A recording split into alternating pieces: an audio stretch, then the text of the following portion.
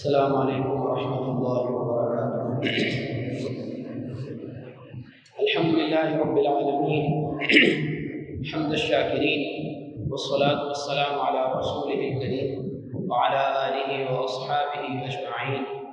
اما بعد فاعوذ باللہ من الشیطان الرجیم، بسم اللہ الرحمن الرحیم۔ والسابقون الأولون من المهاجرين والأنصار والذين اتبعوهم بإحسان رضي الله عنهم ورضوا عنه وأعد لهم جنات تجري تحتها الأنهار خالدين فيها أبدا ذلك الفوز العظيم۔ وقال النبي صلى الله عليه وآله وسلم: لقد كان في من كان قبلكم من بني إسرائيل رجال يكلمون من غير أن يكونوا أنبياء، فإن يكونوا أحد منهم من أمتي فعمر، أو كما قال عليه الصلاة والسلام: صدق الله وصدق رسوله الكريم۔ درود پاک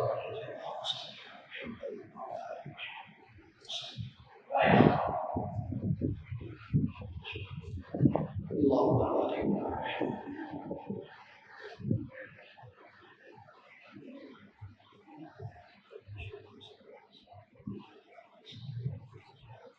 خواتین و حضرات، نمازی بھائیوں اور بہنوں، ہمارے دین نے ہمیں ادب سکھایا ہے اور ان شخصیات کا احترام کرنا ہمارے عقیدے اور ایمان کا حصہ ہے جنہوں نے نبی اکرم صلی اللہ علیہ وآلہ وسلم کا زمانہ پایا اور اپنی جان اور اپنے مال کے ذریعے اللہ کے رسول صلی اللہ علیہ وآلہ وسلم کی مدد فرمائی، اور نبی علیہ السلام کے دنیا سے رخصت ہو جانے کے بعد انہوں نے اسلام کی مزید خدمت کی۔ ایسے ہی لوگوں میں سے ایک نام حضرت عمر بن خطاب رضی اللہ تعالیٰ عنہ کا بھی ہے۔ اللہ کے رسول صلی اللہ علیہ وآلہ وسلم پر جو لوگ ایمان لائے ان میں حضرت عمر بن خطاب رضی اللہ تعالیٰ عنہ اگرچہ پہلے 10-12 لوگوں میں شامل تو نہیں تھے، لیکن اسلام میں اپنی عظیم الشان خدمت کی بدولت اللہ کے رسول صلی اللہ علیہ وآلہ وسلم کا پڑوس انہیں وفات کے بعد بھی نصیب ہوا۔ حضرت عمر بن خطاب رضی اللہ تعالیٰ عنہ عام الفیل، جس طرح ہمارے ہاں بھی کوئی بڑا واقعہ ہو جائے تو اس واقعے کو غیر معمولی اہمیت حاصل ہوتی ہے، تو عربوں کے اندر کسی چیز کی تاریخ مقرر کرنے کے لیے یہ کہا جاتا تھا کہ جب وہ ابرہہ اپنے ہاتھی لے کے بیت اللہ پر حملہ کرنے کے ارادے سے آیا تھا، اس وقت سے یہ واقعہ کتنے سال پہلے ہوا یا کتنے سال بعد میں ہوا۔ تو حضرت عمر بن خطاب رضی اللہ تعالیٰ عنہ عام الفیل یعنی اس سال کے 13 سال بعد پیدا ہوئے تھے۔ اس طرح سے سرکار دو عالم صلی اللہ علیہ وآلہ وسلم سے تقریباً 13 سال آپ چھوٹے تھے۔ حضرت عمر بن خطاب رضی اللہ تعالیٰ عنہ کا نام عمر تھا، کنیت ابو حفص تھی، لقب فاروق تھا، والد کا نام خطاب تھا، والدہ کا نام حنتمہ تھا، اور قبیلہ قریش کی ایک چھوٹی شاخ بنو عدی سے آپ کا تعلق تھا۔ حضرت عمر بن خطاب رضی اللہ تعالیٰ عنہ کی ابتدائی حالات تو ہمیں کتابوں میں نہیں ملتے، البتہ اتنی بات کتابوں میں ملتی ہے کہ آپ جب بالغ ہوئے تو آپ نے تیر اندازی، نیزہ بازی، شہ سواری سیکھی، اور اس زمانے میں جتنے بھی اہم فنون ہو سکتے تھے آپ نے حاصل کیے، بلکہ قبیلہ قریش کے وہ چند لوگ جو لکھنا پڑھنا جانتے تھے ان میں سے ایک حضرت عمر بن خطاب رضی اللہ تعالیٰ عنہ بھی تھے۔ حضرت عمر بن خطاب رضی اللہ تعالیٰ عنہ نے تجارت بھی کی، اور اس تجارت کی وجہ سے آپ کا تجربہ بھی بہت وسیع ہوا، اور سرکار دو عالم صلی اللہ علیہ وآلہ وسلم کے اول سخت جانی دشمن تھے، لیکن پھر ایک دفعہ رسالت مآب صلی اللہ علیہ وآلہ وسلم نے جو دعا کی، اللہم اعز الاسلام باحب هذین الرجلین الیک بابی جہل او بعمر بن الخطاب، جامع ترمذی کی یہ روایت ہے کہ نبی علیہ الصلوۃ والسلام نے دعا فرمائی تھی کہ اے اللہ، اس دین اسلام کو ان دو شخصوں میں سے آپ کو جو سب سے زیادہ محبوب ہو اس کے ذریعے سے اس کو مضبوط کر دیجئے، اس کو عزت اور غلبہ دیجئے۔ یا تو ابو جہل اسلام قبول کر لے یا عمر بن خطاب اسلام قبول کر لے۔ سرکار دو عالم صلی اللہ علیہ وسلم کی دعا عمر بن خطاب رضی اللہ تعالیٰ عنہ کے حق میں قبول ہوئی، اور جب قریش نے ان کو بہت بڑھایا چڑھایا کہ نعوذ باللہ یہ شخص محمد صلی اللہ علیہ وآلہ وسلم نے ہمارے ہاں آ کے ایک نئے دین کی بنیاد رکھ دی ہے، تو غصے میں عمر بن خطاب جو ہیں وہ نکلے اور ہاتھ میں تلوار تھی کہ معاذ اللہ آج میں ان کا کام تمام کر دوں گا۔ رستے میں ایک شخص ملے، پوچھے کہاں کا ارادہ ہے؟ کہنے لگے آج تو میں یہ معاملہ ہی ختم کروں گا۔ تو انہوں نے کہا کہ پہلے اپنے گھر کی خبر تو لو جا کے، تمہاری بہن فاطمہ بنت خطاب اور تمہارے بہنوئی سعید ابن زید دونوں مسلمان ہو گئے۔ چنانچہ اسی حالت میں، غصے کی حالت میں ان کے گھر پہنچے۔ جو صحابی ان کو قرآن کریم کی تلاوت کروا رہے تھے وہ تو اندر چھپ گئے، جبکہ پہلے اپنے بہنوئی کو پیٹا، پھر اپنی بہن کو بھی مارا، اور جب بہن کا خون نکلنے لگ گیا تو بہن تو پھر بہن ہوتی ہے، بہن نے یہ کہا کہ ہمیں صرف اس لیے مارا جا رہا ہے کہ ہم اسلام لے آئے، تو پھر یہ گواہ رہنا کہ ہم اسلام سے کبھی بھی نہیں پلٹیں گے۔ اب بہن کا یہ عزم دیکھا اور پھر بہن کا خون دیکھ کے بھی غیرت آئی، تو پوچھا اچھا چلو بتاؤ کیا پڑھ رہے تھے؟ تو سورہ طٰہٰ کی تلاوت چونکہ ان کو کروائی جا رہی تھی تو سورہ طٰہٰ سامنے رکھ دی۔ سورہ طٰہٰ کی تلاوت آپ نے بھی شروع کر دی۔ طٰہٰ ما انزلنا علیک القرآن لتشقى الا تذکرۃ لمن یخشی تنزیلا ممن خلق الارض والسماوات العلی الرحمن علی العرش استوی۔ یہ سورہ طٰہٰ جو ہے اس کے بارے میں آتا ہے کہ اللہ سبحانہ و تعالیٰ نے اس آسمان و زمین کے پیدا کرنے سے 1000 سال پہلے اس کو فرشتوں پر پڑھا تھا۔ تو فرشتوں نے یہ کہا تھا کہ کتنے ہی خوش قسمت ہوں گے وہ دل جو اس قرآن کو محفوظ کریں گے، اور کتنے ہی خوش قسمت ہوں گی وہ زبانیں جو اس کی تلاوت کریں گی۔ چنانچہ اب بالکل دل کی دنیا بدل گئی، اور پھر نبی اکرم صلی اللہ علیہ وآلہ وسلم کی خدمت میں حاضر ہونے کے لیے دار ارقم کی طرف چل پڑے۔ کوہ صفا کی پہاڑی کے قریب ایک گھر تھا حضرت ارقم کا، اس گھر میں نبی علیہ الصلوۃ والسلام صحابہ کرام کو دین کی تعلیم دیتے تھے چھپے ہوئے۔ جب دروازے پہ پہنچے تو صحابہ کرام نے نبی علیہ الصلوۃ والسلام سے سوال کیا کہ اندر آنے کی اجازت دے دی جائے۔ آپ نے پوچھا کون ہے؟ تو کہنے لگے کہ عمر۔ آپ نے فرمایا اندر آنے کی اجازت ہے۔ جب وہ اندر آئے تو نبی علیہ الصلوۃ والسلام نے اپنے سینہ مبارک سے لگا کے ان کو جھنجھوڑا اور فرمایا یا عمر هل انت منتہن، اے عمر کیا تم باز نہیں آؤ گے؟ یعنی تم جو روش اختیار کیے بیٹھے تھے ان سے باز نہیں آؤ گے؟ تو انہوں نے اسی وقت اسی حالت میں کہا اشہد ان لا الہ الا اللہ وحدہ لا شریک لہ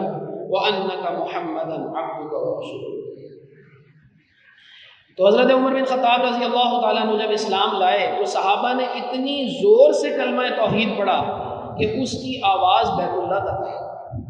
اور پھر نبی علیہ الصلوۃ والسلام سے سوال کیا کہ اللہ کے رسول صلی اللہ علیہ وسلم کیا ہم زندگی میں بھی اور مرنے کے بعد بھی حق پر نہیں ہیں؟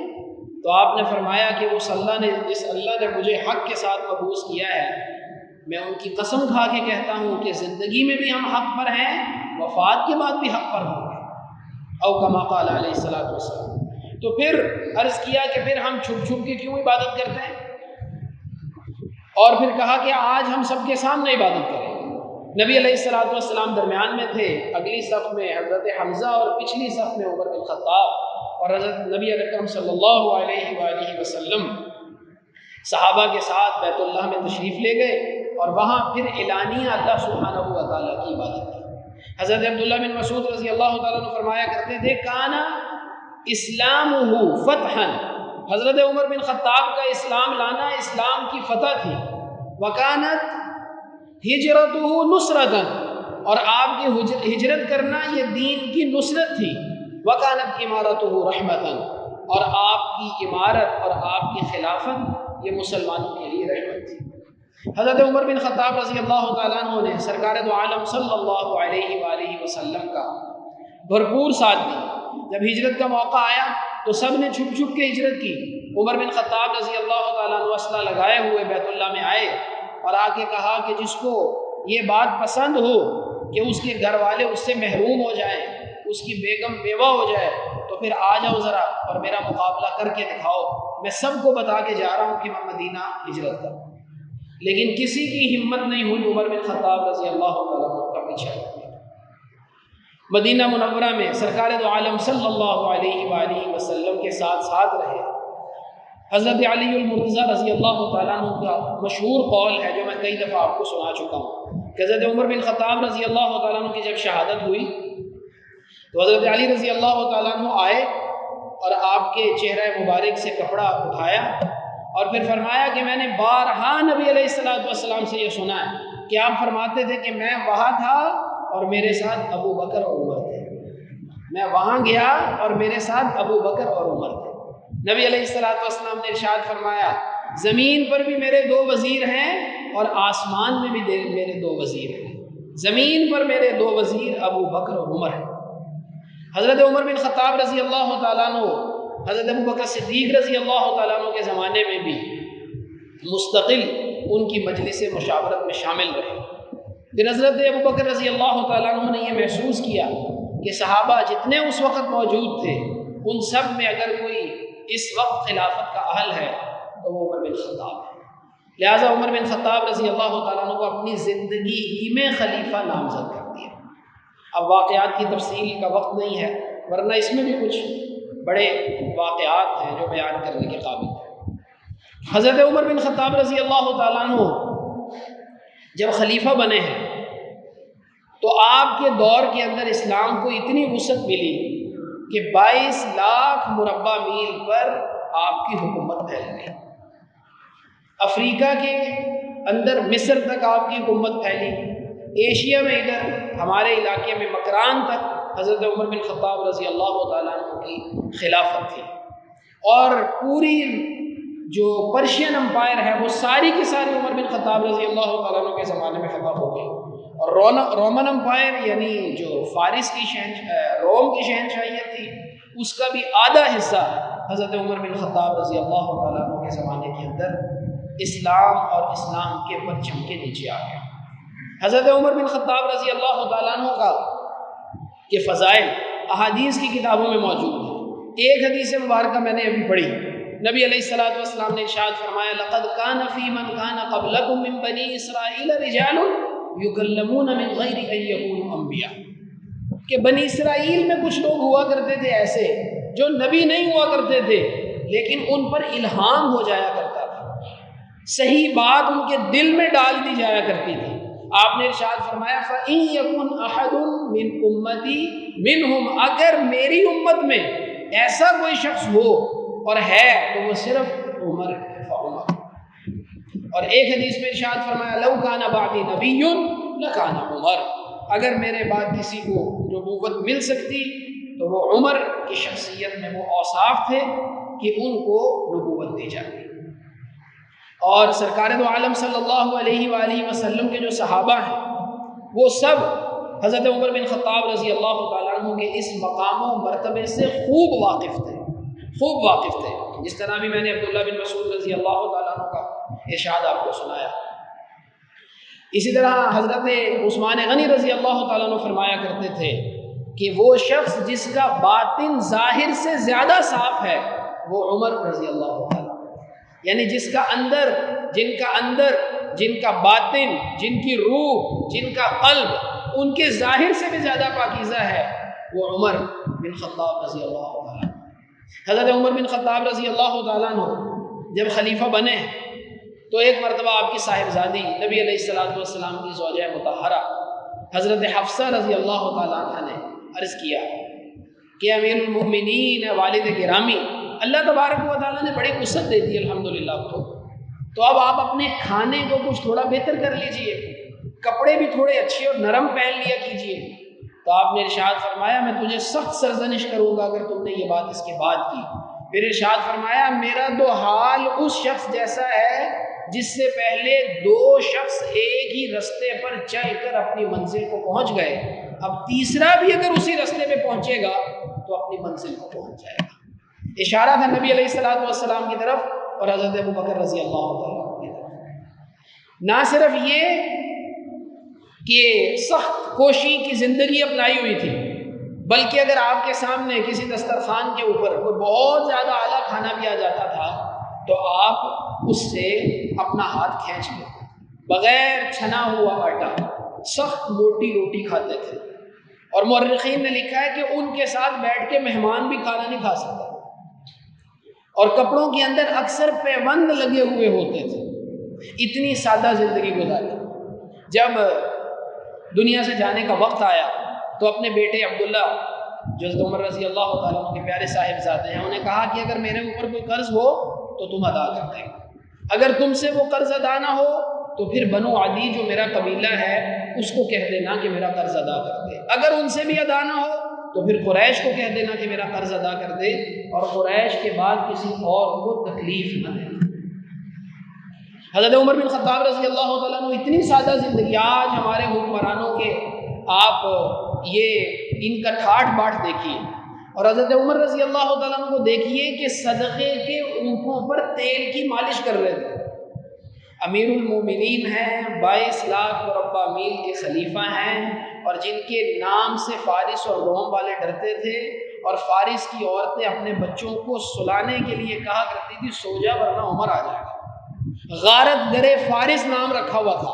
کہ فارس کو تہہ تیغ اور برباد کرنے والے یہ حضرت عمر رضی اللہ تعالیٰ عنہ ہیں، اور صدقے کے اونٹ آئے ہوئے ہیں اور تیل سے ان کی مالش کر رہے ہیں۔ تو کسی نے کہا کہ امیر المومنین یہ کام کوئی غلام بھی کر سکتا تھا، تو آپ نے ارشاد فرمایا میں ہی تو مسلمانوں کا غلام ہوں، اس لیے کہ جو مسلمانوں کا والی ہوتا ہے وہ مسلمانوں کا غلام ہی تو ہوتا ہے، وہ مسلمانوں کا خدمت کرنے والا ہی تو ہوتا ہے۔ ایسی سادہ زندگی گزارتے تھے۔ مدینہ منورہ سے ایک دفعہ باہر جانے کا وقت آیا، کچھ تھک چکے تھے، تو دیکھا کہ ایک غلام ہے اور وہ دراز گوش کے اوپر، یعنی جو گدھا ہوتا ہے جب کسی بزرگ کی طرف نسبت کر کے کسی کا نام لینا ہو جانور کا تو اس کا اچھا نام لیا جاتا ہے، اس لیے ہم گدھا نہیں کہتے، ہم دراز گوش کہتے ہیں۔ تو وہ دراز گوش کے اوپر سوار تھا، تو آپ نے کہا کہ مجھے بھی ساتھ بٹھا لو، مجھے بھی لے جاؤ۔ تو وہ کہنے لگا امیر المومنین یہ کس طرح ہو سکتا ہے، اگر کوئی اور سواری نہیں ہے تو آپ سوار ہو جائیے اور میں ساتھ ساتھ چلتا ہوں۔ آپ نے فرمایا میں تمہیں تکلیف نہیں دے سکتا، خود اس کو آگے بٹھایا اور اس کے پیچھے بیٹھ کے چل دیے۔ بیواؤں کا سامان ان کے گھروں میں پہنچا دیا کرتے تھے، پانی ان کے گھروں میں پہنچا دیا کرتے تھے، اور جب تھک جاتے تھے تو مسجد نبوی کے اندر آ کے ہی لیٹ جایا کرتے تھے۔ اتنی سادہ زندگی حضرت عمر بن خطاب رضی اللہ تعالیٰ۔ اور عبادت گزاری کیسی تھی کہ آپ کے جو خادم ہیں اسلم، وہ کہتے ہیں کہ رات کے آخری پہر میں اٹھتے تھے اور پھر اپنے گھر والوں کو بھی جگاتے تھے اور قرآن کریم کی آیت تلاوت کرتے تھے، وَأْمُرْ أَهْلَكَ بِالصَّلَاةِ وَاصْطَبِرْ عَلَيْهَا۔ قرآن کریم کی آیت ہے حبیب آپ خود بھی اپنے گھر والوں کو نماز کا حکم دیا کریں اور خود بھی نماز میں قائم رہا کریں۔ اور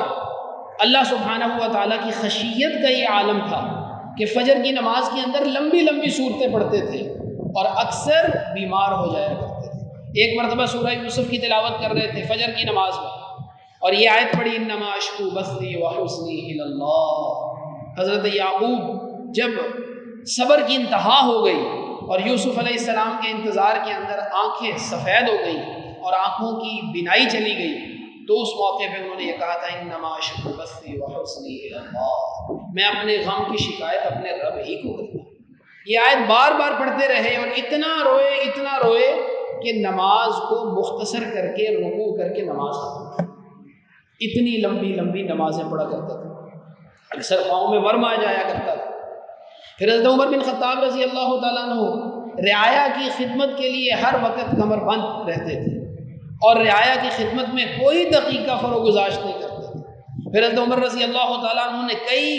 ایسے کام کیے جو آپ نے کیے، آپ سے پہلے کسی نے نہیں کیے تھے۔ اور حضرت عمر رضی اللہ تعالیٰ عنہ کی ایک بڑی خصوصیت جو میں نے ابھی عرض کی، اسی کی ایک جہت یہ ہے کہ اللہ سبحانہ و و تعالیٰ نے کئی احکام ایسے اتارے جن کا خیال پہلے حضرت عمر بن خطاب رضی اللہ تعالیٰ عنہ کے ذہن میں آیا۔ بخاری میں آیا تھا وافقت ربی فی ثلاث، میں 3 معاملے میں اپنے رب کے موافق ہو گیا۔ پہلے خیال عمر رضی اللہ تعالیٰ عنہ کے ذہن میں آیا، پھر اسی کے مطابق وحی آ گئی۔ بدر میں قریش کے لوگ قید ہو کے آئے اور صحابہ کرام سے سرکار نے مشورہ کیا۔ حضرت عمر بن خطاب رضی اللہ تعالیٰ عنہ نے مشورہ دیا ان سب کی گردنیں اڑا دیں۔ ابو بکر صدیق رضی اللہ تعالیٰ نرم طبیعت کے تھے، کہنے لگے سرکار اپنے ہی بھائی بند ہیں، رشتہ دار ہیں، چلے ان سے کچھ فدیہ لے لیتے ہیں اور ان کو آزاد کر دیتے ہیں۔ طے ہوا کہ 3000 4000 کم از کم 1000 درہم فدیہ لے لیا جائے، اور جس کو لکھنا پڑھنا آتا ہے وہ 10 مسلمان بچوں کو لکھنا پڑھنا سکھا دیں۔ تو چلیے ان کی جان بخشی کر دیتے ہیں۔ معاملہ طے ہو گیا، ایسا ہی کر دیا گیا۔ قرآن کریم کی آیت آئی لولا کتاب من اللہ سبق لمسکم فیما اخذتم عذاب عظیم، اور قرآن کریم نے یہ بتا دیا کہ فیصلہ تو وہی ہے جو سرکار نے کر دیا، لیکن رائے وہ بہتر تھی جو عمر رضی اللہ تعالیٰ عنہ ذہن میں آئی۔ ایک دفعہ سرکار دو عالم صلی اللہ علیہ وآلہ وسلم سے عرض کیا کہ سرکار ہماری مائیں امہات المومنین کے پاس کبھی بات کرنے کے لیے کچھ لوگ آ جاتے ہیں، ان میں منافقین بھی ہوتے ہیں، کبھی یہود بھی آ جاتے ہیں، تو میرا دل کرتا ہے کہ ہماری امت کی جو مائیں ہیں وہ بھی پردہ کیا کریں اور باقی مسلمان عورتیں بھی پردہ کیا کریں۔ حضرت عمر رضی اللہ تعالیٰ عنہ کے ذہن میں خیال آیا، قرآن اتر آیا یا ایھا النبی قل لازواجک وبناتک ونساء المؤمنین یدنین علیہن من جلابیبہن۔ حضرت عمر رضی اللہ تعالیٰ عنہ سرکار دو عالم صلی اللہ علیہ وسلم نے مشورہ کیا کہ بھئی لوگوں کو نماز کی طرف بلانے کے لیے کیا طریقہ کار اختیار کیا جائے۔ تو کچھ نے مشورہ دیا کہ ایک سنکھ ہوتا ہے جو ہندو اکثر بجاتے ہیں، اس طرح کا کوئی بتا لیا جائے، وہ بجایا جائے جس سے پتہ لگ جائے کہ نماز کا وقت ہو گیا۔ عمر بن خطاب رضی اللہ تعالیٰ عنہ نے کہا کہ میرا تو خیال یہ ہے کہ توحید کی آواز لگائی جائے اور کچھ کلمات کہے جائیں جن کلمات کے ذریعے سے لوگوں کو نماز کی طرف بلایا جائے۔ پھر یہی بات حضرت عمر بن خطاب رضی اللہ تعالیٰ عنہ کو خواب میں آئی، اور سرکار دو عالم صلی اللہ علیہ وآلہ وسلم نے وہ کلمات جو آپ کو خواب میں بتائے گئے تھے حضرت عمر بن خطاب رضی اللہ تعالیٰ عنہ کو انہی کا مشورہ دیا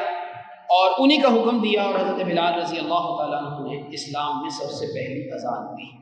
یہ حضرت عمر بن خطاب رضی اللہ تعالیٰ عنہ کا ایمان اور حضرت عمر بن خطاب رضی اللہ تعالیٰ عنہ کا تقویٰ اور حضرت عمر بن خطاب رضی اللہ تعالیٰ عنہ کی رائے کی درستگی ہے۔ کچھ لوگ صاحب رائے ہوتے ہیں، کچھ لوگ صاحب رائے ہوتے ہیں، کچھ ایسے ہوتے ہیں جو مشورہ دینے کے قابل ہوتے ہیں، کچھ ایسے ہوتے ہیں جو مشورہ دیتے ہیں اور ہمیشہ صحیح دیتے ہیں۔ حضرت عمر بن خطاب رضی اللہ تعالیٰ عنہ ان لوگوں میں شامل تھے۔ اور پھر آپ نے جو کام مسلمانوں کی فلاح و بہبود کے لیے اپنے زمانے میں کیے جو آپ سے پہلے نہیں ہوئے تھے، وہ بے شمار کام ہیں۔ علامہ جلال الدین سیوطی علیہ الرحمہ نے 70 کے قریب چیزیں گنوائی ہیں جو حضرت عمر بن خطاب رضی اللہ تعالیٰ عنہ نے جاری کی، آپ سے پہلے نہیں تھی۔ مسجد نبوی کے اندر روشنی کا انتظام آپ نے کروایا، مسجد نبوی کی توسیع آپ نے کروائی، سارے مسلمانوں کو 20 رکعت تراویح کے اوپر جمع آپ نے کیا، مؤذنین کی تنخواہیں مقرر کی، رضاکاروں کی تنخواہیں مقرر کی کہ اب جتنے بھی لوگ جایا کریں گے وہ رضاکار ہوں گے، ان کو تنخواہیں ملا کریں گی۔ ڈاک کا پورا نظام قائم فرمایا، مردم شماری کروائی، اور اہل بیت سے آپ کو اتنی محبت تھی کہ حضرات حسنین کا وظیفہ 5000 مقرر کیا درہم سالانہ۔ اسامہ بن زید کا جو وظیفہ ہے وہ 4000 مقرر کیا، اور اپنے بیٹے عبداللہ بن عمر کا 3000 مقرر کیا۔ اب عبداللہ بن عمر نے کہا کہ ابا جی یہ عجیب بات ہے، عمر بھی ہماری ایک جیسی، اسلام بھی ہمارا قریب قریب کا ساتھ ساتھ کا، ان کا وظیفہ زیادہ میرا وظیفہ کم۔ تو اسامہ بن زید کے بارے میں ارشاد فرمایا کہ دیکھو ان کے والد زید میری نسبت سرکار کو زیادہ محبوب تھے، اور اسامہ کی نسبت اور تمہاری نسبت اسامہ نبی علیہ الصلوۃ والسلام کو زیادہ محبوب تھے، تو جو نبی کو زیادہ محبوب ہوگا اس کا وظیفہ زیادہ ہوگا۔ حضرات حسنین کے بارے میں پوچھا کہ ان کا وظیفہ کچھ زیادہ ہے،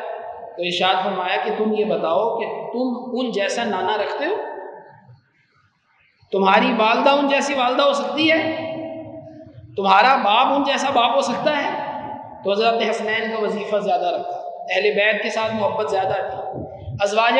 جو نبی علیہ الصلوۃ والسلام کی ازواج مطہرات تھیں ان کا وظیفہ 12,000 درہم سالانہ مقرر کیا،